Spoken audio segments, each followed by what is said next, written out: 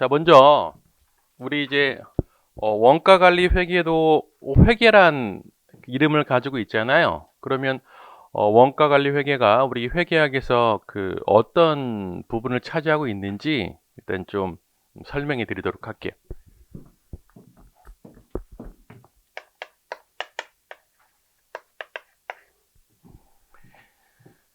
회계.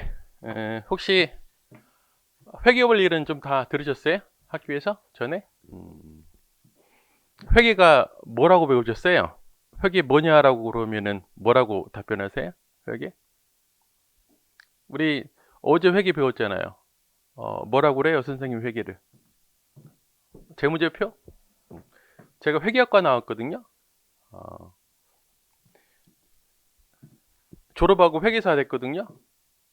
근데 누가 나한테 회계 뭐냐 물어보면은 우물쭈물 할 거예요. 무슨 기업의 언어, 재무제표 등등등. 근데 회계는 요거예요, 요거.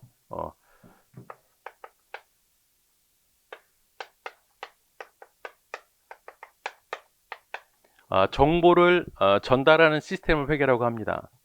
이 중요한 거예요. 잘 들으셔야 돼요.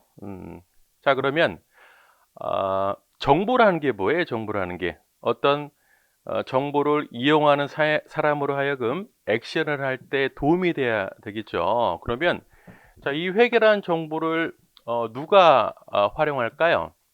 자, 우리가 회사의 외부에 있는 정보 이용자가 있고요. 내부에 있는 정보 이용자가 있다라고 합니다. 자, 회사 외부에 있으면서 회계라는 정보를 알고 싶은 사람이 누가 있을까요? 누가 있어요? 주주, 주주, 채권자라고 하죠. 자, 우리 다 회계 원리 배웠다고 그랬으니까 한번 볼까요? 이게 재무상태표죠. 자, 재무상태표는 어떻게 구성이 되어 있어요? 자, 왼편은 자산, 오른편은 부채, 자본 이렇게 되어 있다라는 거죠. 뭐 뭔지는 대충 알겠죠? 의미는 한데 우리 원가 관리 회계에서는 좀 다르게 해석을 해요. 어떻게 해석을 하냐면 자, 오른편을 자본의 조달이라고 합니다. 왼편을 자금의 운용이라는 표현을 써요. 자, 여러분들이 생각했을 때 우리가 다루는 건 회사 법인이죠. 법인. 법인의 의미가 뭔지 아세요? 법인?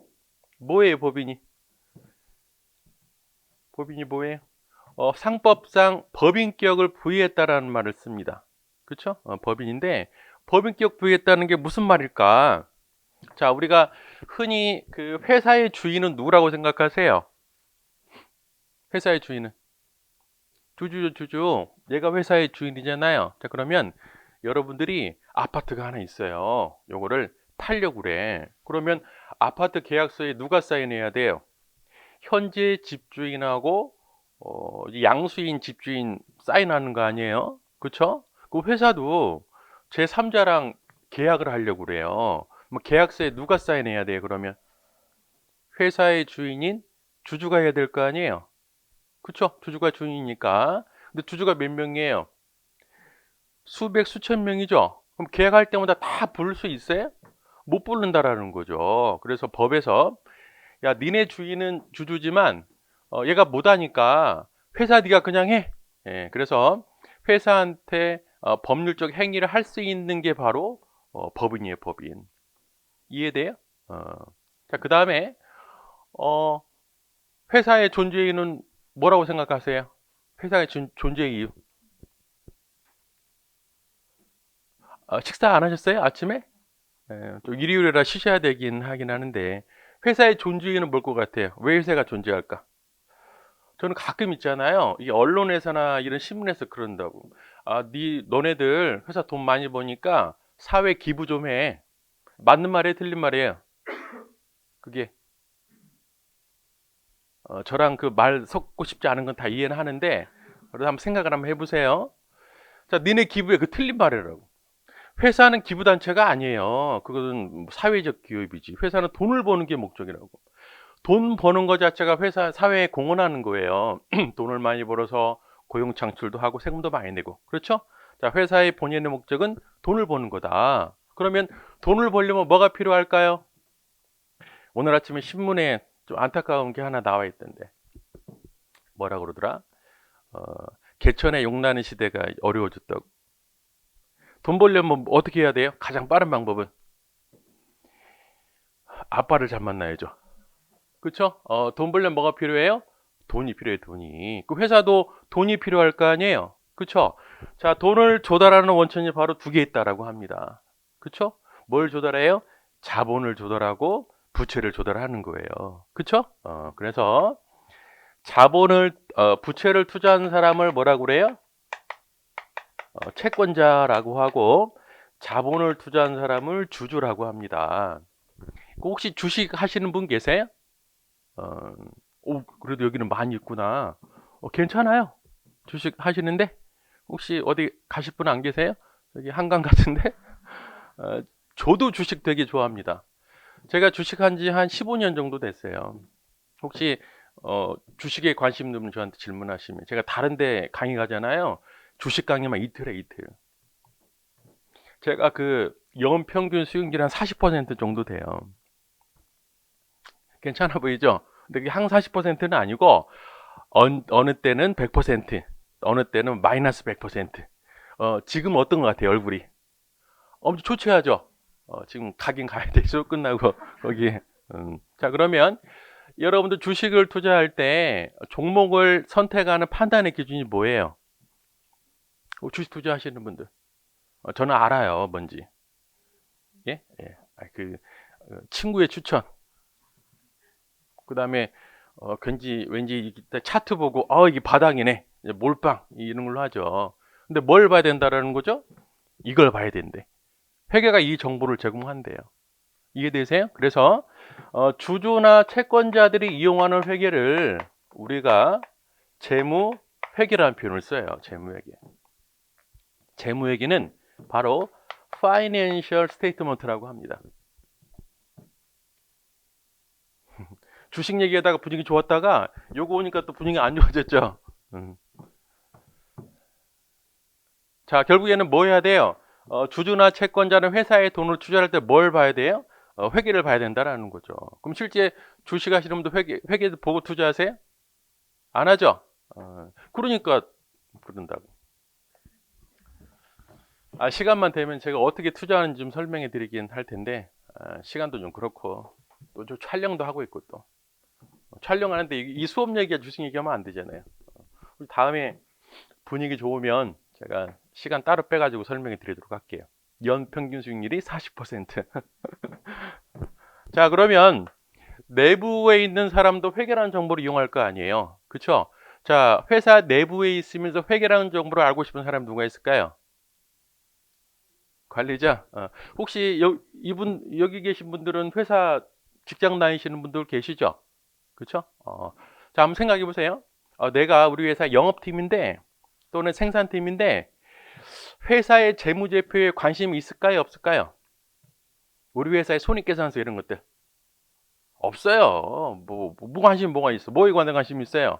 연봉, 복리후생 관심 있지. 회사가 뭐 이익 날든지 말든지. 자, 그래서 여러분 다 회사 직원들은 내부 정보 이용자이긴 하지만 대표적인 내부 정보 이용자는 바로 경영자라고 합니다. 회사 임원들. 그러면 자, 이 경영자가 이용하는 회계를 관리 회계라 그래요. 자, 회계는 그래서 두 가지가 있다고. 그러면 이 재무 회계하고요, 이 관리 회계 내용이 같을까요? 다를까요? 뭐 비슷할까요? 전혀 달라, 전혀. 자, 왜 전혀 다르냐면 이 주주나 채권자는 무슨 목적으로 회계라는 정보를 이용할 것 같아요? 주식 투자하는 사람 왜 회계라는 정보를 이용해요? 왜 투자해? 내 피투자 회사의 무궁한 발전을 위해서? 안 그렇죠. 돈 벌어야 될 거 아니에요. 차 사고 집 사고. 그래서 이분들은 순수하게 다 투자 목적이라고. 그러면 내부 정보 이용자인 경영자는 무슨 목적으로 회계라는 정보를 이용할까요? 뭐 하려고? 혹시 이 중에 임원분은 안 계시죠?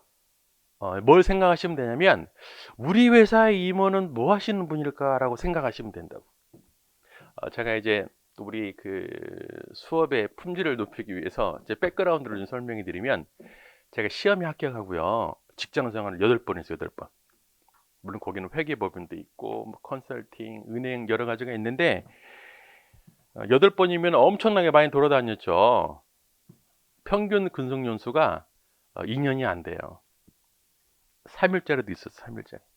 아무튼 엄청 까칠했죠, 그때는 젊은 나이에. 자, 제 생각에, 제 개인적인 생각으로는, 회사라는 조직은 있잖아요. 일하는 건 어렵지 않아요. 일은 밤새더라도 해. 뭐가 힘들 것 같아요? 사람 관계라고, 사람 관계. 그것만 없으면은 회사 다 할 수 있어요, 생활. 근데 제가 처음 합격을 하고 그 젊은 나이에 의욕이 넘치잖아요. 내가 자본주의 파수꾼으로서 열심히 일할 거야. 회사에 입사를 했습니다. 내가 봤을 때는 다 이거 말도 안 되는 거예요. 모든 게 다. 특히 내가 그때 젊은 나이에 좀 마음에 안 들었던 건 우리 임원분들 있잖아요. 다 임원들이 그런 건 아니에요. 제가 제 생각에. 아니, 이분들은 회사 와서 일도 안 하는 것 같은데 급여 많이 가져간다라는 거죠. 그게 회사의 코스트를 높이는 원인이다. 막 싸웠어요. 당신은 일하지 않습니까? 근데 사실 임원은 일하는 분이 아니에요. 회사에서. 혹시 그런 생각 갖고 있는 분들은 빨리 생각을 바꿔야 돼요. 자, 그럼 임원은 뭐 하는 사람일까? 딱 2개밖에 안 해, 회사 와가지고. 관리니까 어떤 관리가 구체적으로? 경영관리, 인사관리, 조직관리? 구체적으로 딱 2가지밖에 안 해. 딱 생각나는 거 없어요? 임원하면? 결제. 그쵸? 결제하잖아요, 그 양반들이. 자, 그래서 그거를 굳이 표현하게 되면 의사결정이라 그래요, 의사결정. 또 하나 있는데 뭘 것 같아요? 저도 이제 그 개인 사무소 한 지는 한 10년 됐거든요. 개인 사업. 근데 안 해. 안 하는데 저도 수많은 그 사장님들을 계속 부딪히다 보니까 내공이 많이 쌓여 있어요. 저도 어디 가면은 딱 눈에 힘도 줄 수 있고. 근데 저도 있잖아요. 대기업 임원들 딱 만나면 좀 그래. 움찔을 한다고.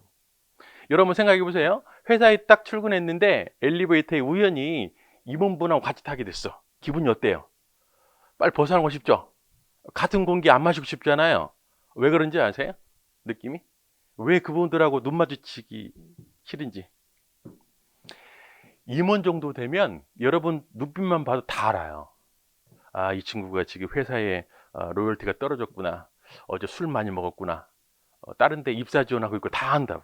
딱 스캔이 된다고. 그 정도 돼야 임원이 돼요. 저도 알아요, 저도 사실. 저도 우리 사무실 잘 안 가거든요. 일 안 하게 생겼잖아요. 뺀질뺀질. 어제 사무실 가서 나도 모르게 눈이 마주쳤네. 그러면 안 되는데 이미 다 알아요, 저는. 이 친구가 일을 하고 있었구나. 지금 쇼핑하고 있었구나. 다 안다고. 눈빛만 봐도. 자, 눈빛이 초롱초롱하지 않아. 일하는 눈빛이 아니에요. 쇼핑하는 눈빛. 그러니까 맹수가 모기가 봤을 때 눈빛 있잖아요. 일하는 눈빛은 뭔가 이렇게 혼탁하죠. 흐리멍텅하고. 자, 하나의 또 역할은 바로 뭐냐면 성과 평가한다라는 거예요. 성과 평가. 이게 임원의 주 역할이에요. 그러니까 목적 자체가 다르기 때문에 내용이 다를 수가 없어. 자, 그러면 우리가 지금 원가 관리 회계를 배우러 왔잖아요. 그쵸? 그 원가 관리 회계는 먼저 알아야 되니까. 그러면 우리가 이제 자, 이론적인 이 회계를 회계학의 체계로 다시 한번 정리를 해 드릴게요. 자, 우리 회계 원리 다 배웠다고 하셨죠? 회계학의 출발점은 회계 원리예요. 어카운팅 프린서플. 요거는 거의 부기 수준이죠. 뭐 차변 대변 이런 것만 계속 나와요. 그 다음에 이제 뭘 배워야 돼요? 우리 어제 수업했던 거? 그렇죠. 중급 회계. 자, 이 중급 회계가 일반 회계예요. 책도 막 1000페이지 훨씬 넘죠. 그래서 회계 뭐 회사에서 뭐 주임 정도 되면 이 정도 다 있어야 돼요. 보고 물론 다 보지는 않겠죠. 자, 요거 다음에 하나가 더 있어요. 고급 회계. 사실 고급 회계는 우리 그 세무사 시험 범위하고 약간 거리가 있긴 있어요. 자, 고급 회계는 일반 회계에서 다루기는 조금 지엽적인 분들이 있습니다. 그러니까 고급이 뭘 것 같아요? 럭셔리? 럭셔리는 아니고 어드밴스드. 그러니까 여기 넣기는 조금 좀 있다. 그런데 이제 내용 자체가 보면은 고급스러울 수도 있어요. 주로 뭐냐면 M&A, 인수합병, 뭐 파생 상품 있잖아요. 선물 옵션도 요 관련된 게 바로 고급 회계예요. 우리 시험범위 있긴 있어요. 뭐 잘 출제되지는 않지만. 자, 근데 하나가 더 있다라는 거죠. 이게 바로 우리가 배워야 될 원가 관리 회계입니다. 그러니까 회계는 딱 두 트랙이에요. 이렇게 가는 게 있고 이렇게 가는 게 있고. 다시 원가 관리 회계는 두 가지로 구분할 수 있는데, 자, 원가 회계라는 게 있고요. 관리 회계라는 게 있어요. 여기 바로 회계학. 여러분들 1차 시험에 회계학 있잖아요. 요거 회계학. 2차 시험에 회계학 일부 있죠. 요게 회계학이라고. 다 배워야 돼. 자, 그러면 얘하고 좀 비교를 해보면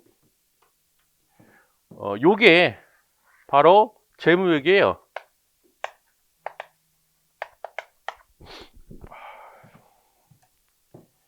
이게 재무회계. 바로 뭐예요? Financial Statement. 얘가 관리회계입니다. 됐어요? 그럼 얘는 뭘까? 원가회계는 아무리 봐도 없는데. 자, 원가회계는 별도의 하나 회계가 분류로 되는 게 아니고요. 학자들이 표현하기를 여기에도 포함이 되고 여기에도 포함된다라고 그래요. 어떻게 표현하냐면 내용적인 측면에서는 재무회계고 활용면에서는 관리회계라고 표현을 합니다. 자, 우리가 지금 배워야 할 내용이 뭐예요? 원가관리회계잖아요. 요거 배우는 거라고, 요거. 그러니까 요거는 뭐 대충 알겠지만 누가 이용하는 거? 우리 임원들이 이용하는 거. 얘도 알아야 될 거 아니에요, 원가회계. 그러면 원가회계가 뭔지 좀 설명해 드릴게요. 이 분필, 우리 이제 헬크스가 이 분필을 어디서 사왔을까요? 이거를 공장에서? 우리 안 팔아. 헬크스한테 어디서 사와요? 문방구, 사실 문방구. 문방구 같은 회사를 뭐라고 그러냐면 상기업이라고 해요. 상기업, 일반 도소매업. 자, 그럼 문방구 같은 상기업은 어떻게 해서 돈을 벌까요? 자, 이게 모나미에서 만들었다고 할게요. 그 모나미로부터를 사와서 창고에 보관하고 있다가 팔아서 그 차익 가지고 먹고 사는 게 상기업이죠. 그쵸? 그러면 모나미로부터 얘를 사왔어. 창고에 막 박스에 쌓여 있습니다. 회계장부에 어디에 기록이 될까요? 이게 자산, 어디에 자산? 재무 상태표. 팔리면 어디에 기록이 돼요? 손익계산서에 매출원가죠. 그쵸? 가지고 있으면 재무상태표, 팔면 매출원가라고. 그 자체가 바로 뭐예요? 재무회계죠. 그쵸? 우리 어디 갈 거냐면 요걸 만드는 모나미를 할게요. 모나미. 모나미는 무슨 회사예요? 만들어 파는 회사죠. 얘를 제조업이라고 그래요. 제조업. 그러면 모나미는 얘 만드는데 얼마 들어갔는지 계산을 해야 돼요. 그렇겠죠? 상기업은 계산할 필요가 있을까요? 없을까요? 없죠. 사온 금액이 있으니까. 그럼 모나미가 계산을 해봤네. 요거 만들 100원이야, 100원. 근데 아직 안 팔고 공장 창고에 보관돼 있어요. 그 금액이 어디에 기록이 돼요? 재무상태표에 재고 자산이죠. 문방구에 팔면 어디에 기록이 돼요? 손익계산서에 매출원가죠. 즉 원가 계산의 결과는 가지고 있으면은 재무상태표, 팔면 손익계산서죠. 재무회계라고. 이해되세요? 이해되죠? 자, 근데 우리 임원들이 결제를 할 때 머릿속에서는 무슨 목적으로 결제를 할까요? 어떤 생각을 가지고? 임원들이 결제할 때 회사의 이익을 높이려고 할 거 아니에요. 그렇죠? 그러면 이익이라는 걸 어떻게 우리가 계산할 수 있어요? 이익은? 자, 수익, 매출에서 뭘 빼야 돼요? 비용, 원가를 빼야 될 거 아니에요. 그렇죠? 그러면 원가를 물으면 얘를 알 수 있어요? 알 수가 없죠. 그래서 활용면에서는 관리회계라고 합니다.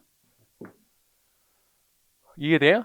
사실 지금은 100% 이해 안 될 거예요. 약간 두리뭉실한 개념이 있긴 있거든, 요게. 우리 요걸 배워야 돼요. 천천히 설명해 드리는 거예요. 자, 그래서 자, 원가 회계라는 것 자체는 금액 자체 결정이 되면 재고자산 매출 원가에 활용할 수도 있고, 또 우리 이제 관료의 측면, 임원이 의사결정할 때 활용할 수 있다라고 합니다. 그러면 얘가 양쪽에 다 걸쳐 있다라고 하면 왜 굳이 밑에 넣었을까요? 여기 넣을 수도 있는데. 궁금하지 않아? 이런 건 누가 가르쳐 주지도 않는다고. 자, 그러면 여러분들이 봤을 때 이 재무회계가 중요할까요? 관리회계가 중요할까요? 정보로서 가치가. 물론 수업 목적으로는 얘가 중요해요. 이르지는 말고 어디 가서. 자, 정보 목적상으로 어떤 게 더 중요한 정보일 것 같아요? 재무회계, 관리회계? 관리회계요? 제가 이거 수업하니까. 자, 보세요. 자, 이 재무회계는 누가 보는 회계죠? 외부 사람들이 보는 회계죠. 그렇죠? 그럼 외부 사람들은 누가 있어요? 뭐 주주, 채권자, 정부, 국세청 수많은 사람이 있을 거 아니에요. 그렇죠? 그 수많은 사람들이 회사를 보는 시각이 한 가지로 동일할까요? 다 다를까요? 다 다르죠? 그럼 회사는 이 사람한테 정보를 보여줘야 돼. 그 정보를 보여줄 때 대충 정보를 만들까요? 뭔가 다른대로 원칙을 갖고 만들까요? 원칙 갖고. 이게 다 시험에 나와요, 지금. 원칙이 있어야 된다고. 그 원칙은 그러면은 어떤 특정 대상에 유리하게 만들어져야 돼요? 보편 타당하게 만들어져야 돼요? 보편 타당해야 된다라는 거죠. 그게 바로 뭐예요? 기업회계 기준 IFRS라고. 자, 회사의 내용을 다 보여주는 게 아니고요. 어떤 기준에 따라서 작성된 게 재무제표라고. 결국에 재무제표상 숫자 자체가 회사의 모든 걸 보여주는 게 아니다라는 거예요. 한번 각색이 된 거죠. 이해되세요? 자, 그러면 이 관리회계는 순수하게 누굴 위한 정보예요? 회사의 사장을 위한 정보라고. 어떤 게 더 중요한 정보예요? 그러면 이 재무회계는 누가 보는 정보예요? 회사랑 전혀 상관없는 외부 사람이 보는 정보라고. 관리는 누가 보는 정보예요? 회사의 사장이 보는 정보입니다. 어떤 게 더 훨씬 중요한 정보예요? 예죠? 거의 뭐 어거지로 이렇게 대답하시는 것 같은데, 그래서 여기 집어넣는 거라고. 자, 원가액의 자체 역할 자체가 얘는 아무것도 아니에요. 얘가 훨씬 중요한 거죠. 회사를 살리기 위해서. 여러분들이 지금도 아마 잘 이렇게 믿기지는 않을 거라고요. 아직도 뭐예요? 얘 공부 열심히 해야 되고 이 재무제표가 굉장히 중요한 정보인 것처럼 생각을 한다고. 이해는 합니다. 저도 그렇게 배웠으니까. 자, 생각해 보세요. 재무회계를 작성하는 이유가 뭘 것 같아요? 회사가 재무제표를 보여주려고, 외부 공시하려고. 그렇죠? 여러분들 금융감독원 들어가잖아요. 다 나와 있어요. 재무제표. 감사받는 모든 회사 재무제표는 회사 입장에서 굉장히 중요한 정보인데 그 정보를 외부에 공시하려고 그럴까? 안 하려고 그럴까요? 중요한 정보를. 안 하겠죠. 그럼 공시하는 정보는 어떤 정보? 해도 괜찮은 정보만 공시하겠죠. 그렇죠? 우리가 이제 이런 걸 배우는 겁니다. 물론 수업 목적으로 굉장히 중요해요. 한편으로는 이런 관점에서 한번 보시라고. 그러니까 전혀 다르다는 얘기예요. 제가 강의하다 보면은 조금 좀 여러분들한테 좀 해주고 싶은 얘기는 대부분 강의 순서가 재무회계 듣고 관리회계를 듣거든요. 원가관리회계를. 근데 우리 이제 클래스는 다행히 섞여 있어요. 근데 다른 데는 재무회계 다 듣고 그 다음에 원가관리회계를 듣는다고. 그러다 보면 어떤 느낌이 들어요? 재무회계 시각으로 원가관리를 바라본다고. 그러면 이미 끝난 거예요. 끝난 거예요. 얘랑 전혀 달라요. 전혀. 그러니까 똑같은 회계라는 이름을 가지고 있지만 접근 방식이 다르기 때문에 얘를 공부할 때를 싹 잊어버려야 돼요. 아니 대상 자체가 다른데. 이해되세요? 자, 그래서 우리는 일단 주 목적이 원가 관리 회계인데 우리 교재는 제 기본서도 원가 관리 회계라고 돼 있어요. 근데 요즘에는 얘 둘 구분하지 않아요. 항상 둘이 같이 섞여 있다 보니까. 그래서 서점에 가시면은 원가회계라는 책이 있어요. 그 책 사셔도 얘가 들어있어요. 관리회계 사셔도 얘가 들어가 있다고. 그러니까 모든 책은 반 딱 쪼개 보면 앞부분이 원가회계, 뒷부분이 관리회계예요. 왜 그래요? 아니, 원가를 알아야 우리 사장이 관리할 수 있을 거 아니에요. 됐어요? 예, 그래서 일단 원가는 걸쳐 있다라는 거죠. 그러면 왜 이 의미를 좀 잘 모르겠어요. 다시 한번 설명해 드릴게요. 자, 이제 좀 있으면 이제 거의 이제 봄이 왔는데 백화점에 갔어요. 원피스가 30만 원이네. 딱 살려고 했는데 친구가 아직 사지 마. 좀 있으면은 저기 아울렛이나 저기 뭐 싸게 팔 거야. 자, 아니나 다를까 한 3개월 지나니까요. 2월 상품 창고 대방출을 막 그래가지고 길거리에 3만 원에 팔려. 조그만 상품 이런 경우 있죠. 뭐 어떤 생각을 하세요? 딱 보시고 큰일 날 뻔했네. 백화점에서 엄청나게 마진을 많이 붙여서 파는구나. 그런 생각 하죠. 옷 안 사세요? 한 번 더? 정말 그럴까? 우리 이제 원가를 배우니까 한번 볼게요. 자, 옷을 만드는 회사가 있어요. 근데 옷을 만들었네. 만드는데 10만 원 들어갔다라고 할게요. 옷이 안 팔려. 자, 옷이라든지 명품 이런 회사는 안 팔리는 재고를 어떻게 할 것 같아요? 옛날에 신문에 한번 크게 나왔는데 어떻게 태워버려.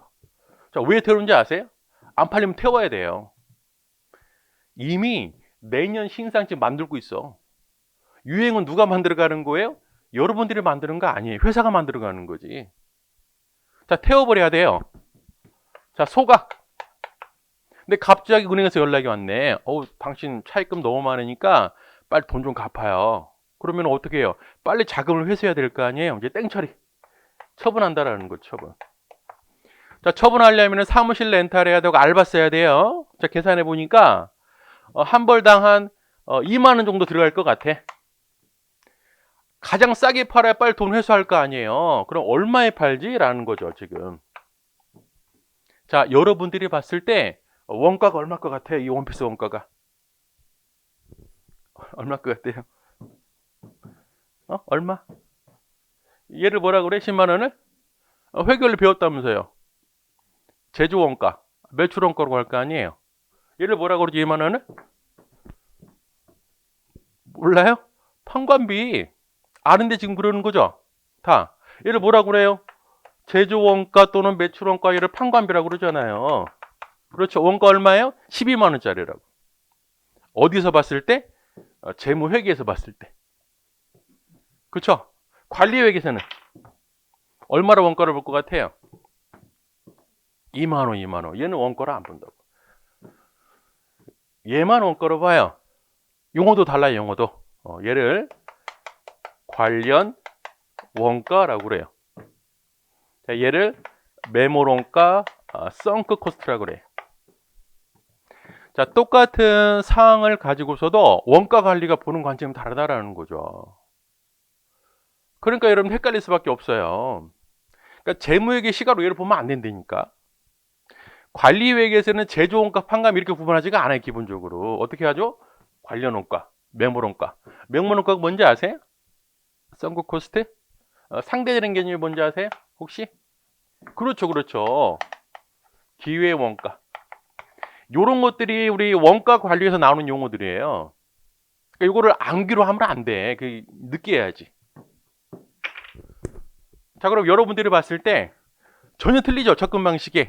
그러면은 원가를 12만 원으로 보는 게 맞아요? 2만 원으로 보는 게 맞아요? 아니, 2만 원으로. 케이스 바이 케이스예요. 자, 재무회계는 딱딱딱 떨어져요. 뭐에 따라서? 기업회계 기준에 따라서. 관리회계는 원칙이 있을까요, 없을까요? 관리회계는 원칙이 없어요, 없어. 그래서 또 어려운 거라고. 자, 재무회계는 여러분들 기업회계 기준을 배우는 거예요. 기업회계 기준에 따라서 재무제표를 작성하는 거 배우는 거거든요. 관리회계는 이 양반 머릿속을 배우는 거라고. 당연히 어려울 수밖에 없어요. 그래서 제가 이제 누누이 말씀드린 건 뭐냐면, 관리회계를 하려면 나는 누구다라고 생각해야 돼요? 사장이다라고 생각을 해야 돼. 그래야 쉬워요. 이것도 보세요. 사장이다라고 생각을 해야. 자, 보세요. 이미 옷을 다 만들었잖아요. 10만 원을. 다 지출이 됐죠. 내가 선택할 수 있는 대안은 태워버리든지 파는 것밖에 없어요. 그러면 태우면 똔똔. 파는데 얼마 필요해요? 당장? 2만 원 필요하잖아요. 3만 원 주고 팔면 얼마 남아요? 10,000원 남는 거죠. 그렇게 접근을 해야 된다라는 거죠. 근데 이제 너무 걱정할 필요는 없어요. 우리가 어떻게 사장 머릿속을 다 우리가 연구할 수 있습니까? 그거 안 해요. 안 하고 몇 가지 케이스만 연구를 한다. 케이스. 걱정할 필요는 없는데 중요한 건 뭐예요? 답이 있는 걸 공부하는 게 아니에요. 논리를 공부하는 거예요. 기회비용, 이것도 이제 많이 나오는 개념인데, 기회원가라는 게 뭐예요? 내가 어떤 대안을 선택했을 때 포기한 게 바로 기회원가예요. 자, 차기 강남역 사거리에 1층에 사무실이 그 임대가 나와가지고요, 렌탈을 했어요. 거기다가 김밥을 만들어 팔았어. 한 달 손익계산서를 작성해 보니까 1,000만 원 벌었네. 진짜 1,000만 원 벌었을까요? 손익계산서에 1,000만 원 써 있는데? 어떻게 생각하세요? 재무회계에서는 1,000만 원 번 거예요. 관리회계에서는 손해라고, 손해. 왜 손해일까요? 이거 강남 사거리에 왜 김밥을 만들어 팔아요? 뭐 해야 돼요? 스타벅스, 망고 식스 이런 거 해야 될 거 아니에요. 부가치 높은 거. 예를 들어서 커피 전문점으로 했다라면 3,000만 원 벌 수 있었는데 김밥 만들어 팔았다라고 하면 어때요? 1,000만 원 벌었지만 3,000만 원 벌 기회를 포기한 거잖아요. 관리회계에서는 마이너스 2,000만 원이라고. 이해되세요? 제가 여러 가지 지금 이해를 돕게 설명을 해드리는 거예요. 그러니까 앞으로 이거 쭉 배울 거라고. 그러니까 우리가 지금 배우는 건 재무회계랑 전혀 다른 개념이다. 그러니까 같은 시각으로 얘를 해석하면 안 돼요. 됐어요? 앞으로 좀 어떨 것 같아요? 원가관리회계 내용이 죽었다 그런 것 같아요? 좀 흥미진진할 것 같아요? 사실 원가관리회계가 재밌어요. 왜냐하면 사장들 의사결정하는 거니까 재밌는데, 여러분들은 시험에 합격해야 되기 때문에 항상 재밌게 이제 설명할 할 수는 없어요. 근데 이제 입문반에서는 이왕이면은 우리 문제 푸는 것보다 이해를 돕기 위한 자리니까 이해하는 게 제일 중요해. 이해하는 게.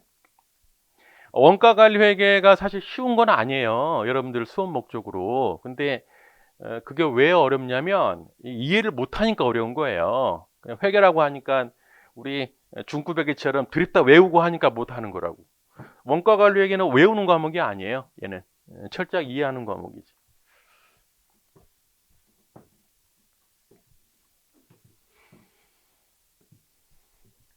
네, 오늘 이틀째인가요? 이틀째. 확실히 그런 것 같긴 해요. 한 다음 주 정도까지는 이제 여러분들이 눈빛이 살아있어요. 앞에 이렇게 포진돼 있고 이렇게. 자, 근데 이제 한 달 정도 지나면 이제 좀 풀리죠. 눈빛도 풀리고 자리도 이제 드문드문 듬성듬성 비어 있고. 자, 이해합니다. 근데 너무 처음부터 이렇게 열정적으로 하지 마세요. 지쳐. 자, 그러면 공부하는 방법. 제가 여러분들 선배 입장에서 하루에 8시간 이상 공부하지 마세요. 너무 많은가? 8시간? 절대 넘어서면 안 돼요.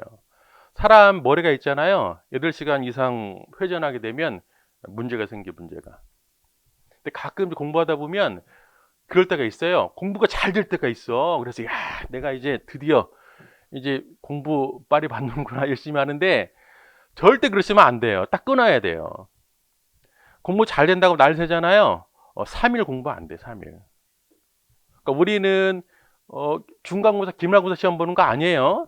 1년의 기간을 두고 꾸준히 해야 되는 시험이지 몰아서 하는 게 아니다라는 거죠. 이거를 1년 동안 해야 돼요. 가끔 보면 여러분들이 공부할 때 좀 피해야 될 게 또 뭐냐면 매너리즘. 가끔 이제 공부하다 보면 스터디도 하고 주변 친구들 많이 있거든요. 근데 이제 보면 그래요. 공부를 오래 한 선배들이 있어.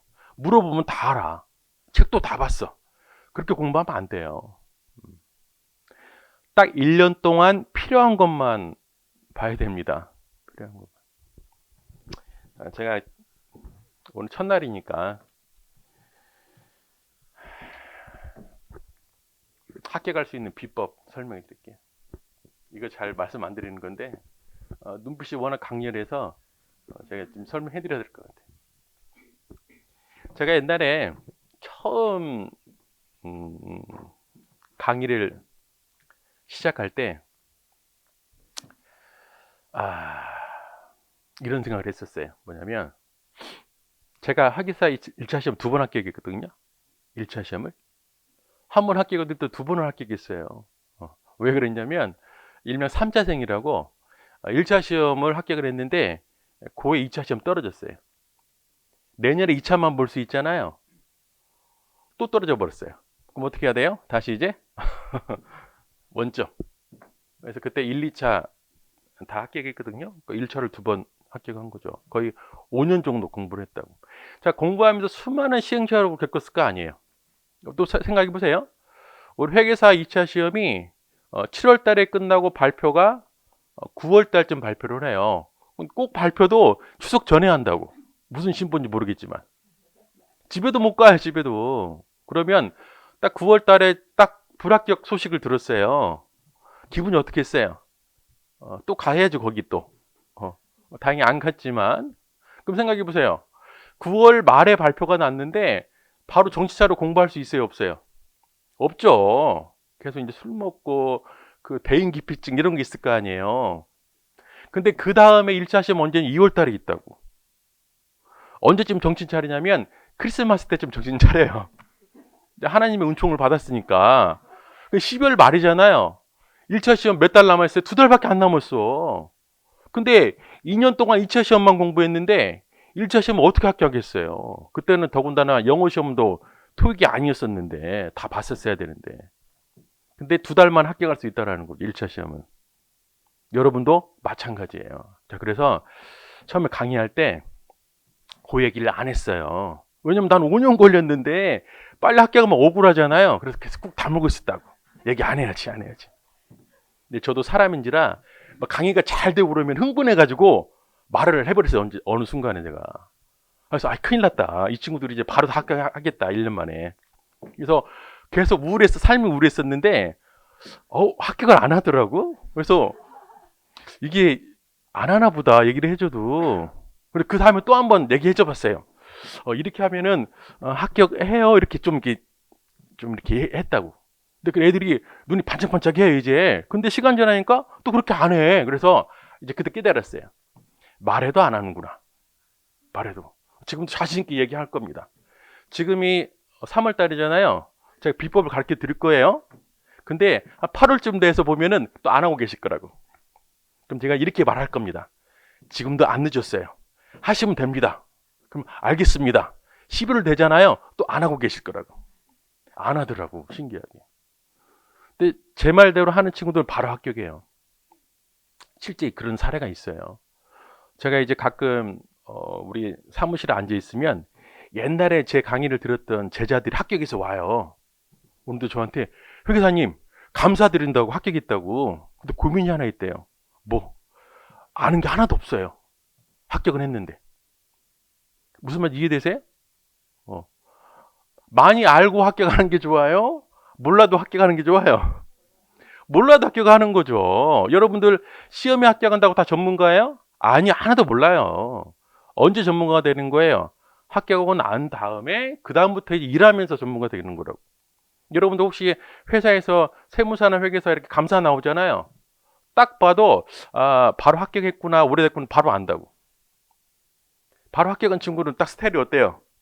뭔가 어깨에 벽돌 올라가 있죠. 과묵하죠. 왜 과묵해요? 나한테 말 걸지 마. 오래된 회계사는 어때요? 뭔가 설렁설렁한다고. 저 사람 회계사인지 누군지. 자, 전문가는 언제 되는 거예요? 합격하고 난 다음에 되는 거예요. 여러분들은 빨리 합격하는 게 중요한 거라고. 자, 지금 비법. 청기누설. 뭐 근데 어차피 안 할 거니까. 그런 건 여러분들이 판단하는 거예요. 자, 자, 우리가 과목이 지금 스타일이 두 가지가 있어요. 가장 중요하다라고 하는 회계 세법이 있죠. 그렇죠? 또 뭐가 있어요? 재정학, 또 민법, 몰라요? 뭐 보는지? 행소? 또? 이거밖에 없어요? 예? 없어요? 그 다음에? 그 다음에 또? 기타 과목. 상법? 세무사 우리 공부하러 온 거 맞죠?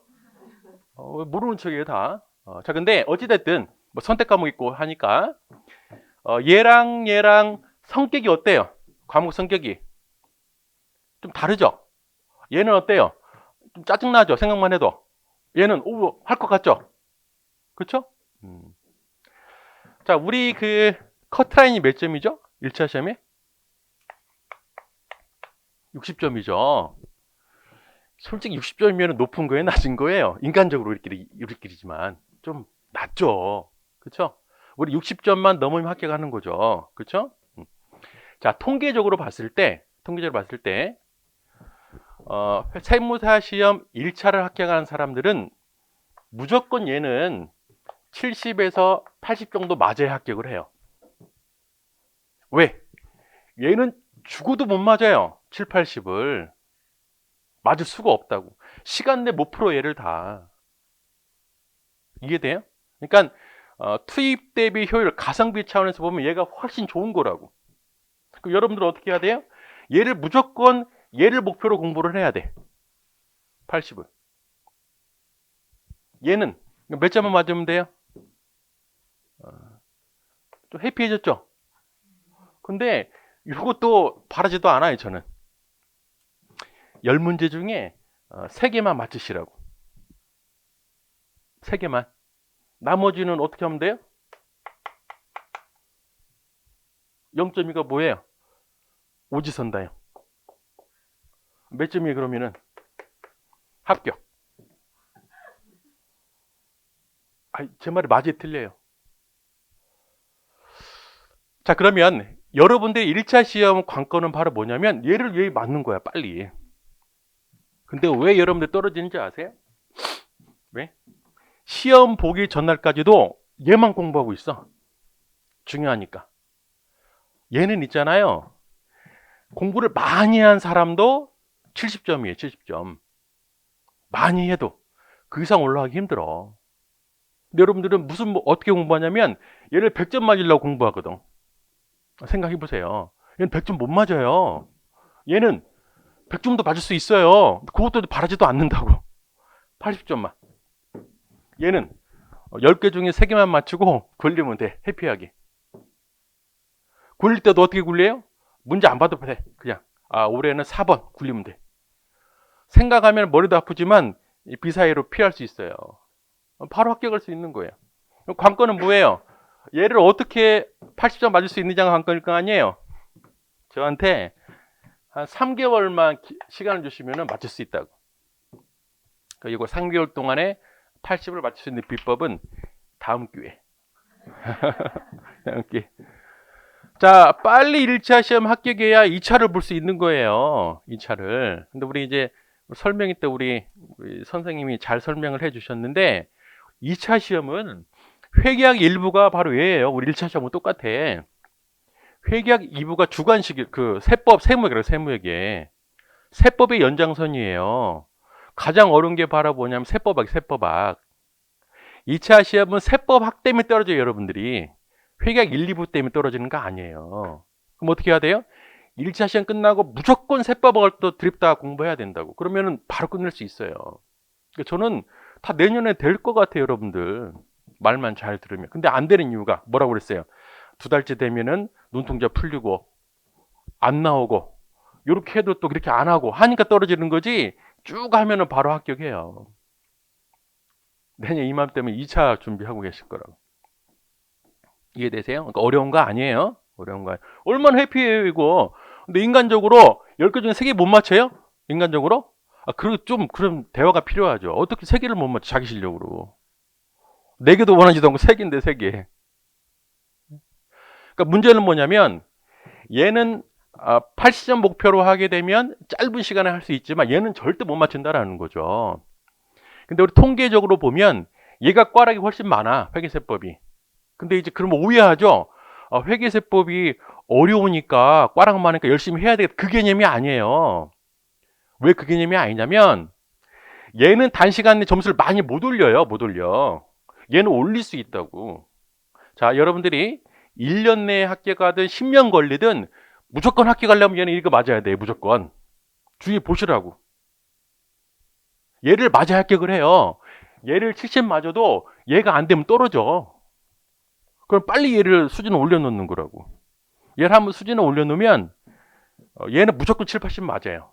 내년 되든 내후년 되든 한번 해놓으면 최고 두 달 만에. 우리 때는 커트라인이 88점이었다고. 88점. 그러면은 우리는 이 과목들 있잖아요. 한 문제 이상 틀리면 안 돼. 그런데도 한다. 근데 여러분들 80점만 맞으면 되는데 뭐. 됐어요? 약간 잘 믿고 따라오시면은 바로 다 합격할 수 있는 거예요. 이 정도 약을 팔았으면은 좀 될 것 같기도 하고. 자, 수업은 50분 하고 10분 쉬는 걸로 하고요. 좀 쉬었다 하겠습니다.